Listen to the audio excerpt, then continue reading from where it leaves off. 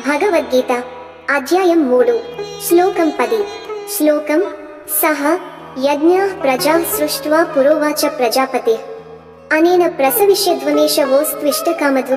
అనువాదం: సహయజ్ఞాలతో యజ్ఞస్ఫూర్తి కలిగిన కర్మలతో ప్రజలను సృష్టించిన ప్రజాపతి ఇలా అన్నాడు: ఈ యజ్ఞం ద్వారా మీరు అభివృద్ధి చెందండి.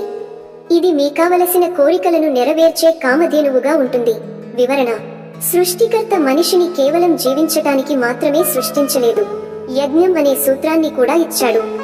యజ్ఞం అంటే ఇక్కడ హోమం మాత్రమే కాదు, స్వార్థరహిత సేవ, సమాజం మరియు ప్రకృతికి సమర్పణతో చేసే కర్మ. ఈ యజ్ఞ స్ఫూర్తి మనకు, లోకానికి అభివృద్ధి కలిగిస్తుంది. తాత్విక సందేశం: సమాజం, ప్రకృతి, దేవతలతో పరస్పర సహకారమే జీవన సారాంశం. యజ్ఞభావం లేకుండా చేసే కర్మ స్వార్థబద్ధమవుతుంది, అది మన బంధనానికి కారణమవుతుంది.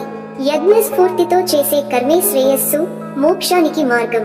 ఉదాహరణ: ఎలాగైతే నది తానొకటి తాగడానికి మాత్రమే కాక పంటలకు, జీవులకు, సముద్రానికి ఉపయోగపడుతుంది, అలాగే మన కర్మ మనకే కాక ఇతరులకు మేలు చేయాలి.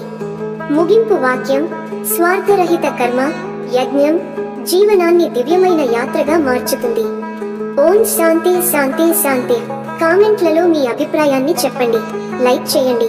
ఈ తాత్విక సందేశాన్ని మీ మిత్రులతో షేర్ చేసుకోండి. తదుపరి శ్లోకానికి ఛానల్ సబ్స్క్రైబ్ చేయండి. ధన్యవాదములు. జై శ్రీ కృష్ణ.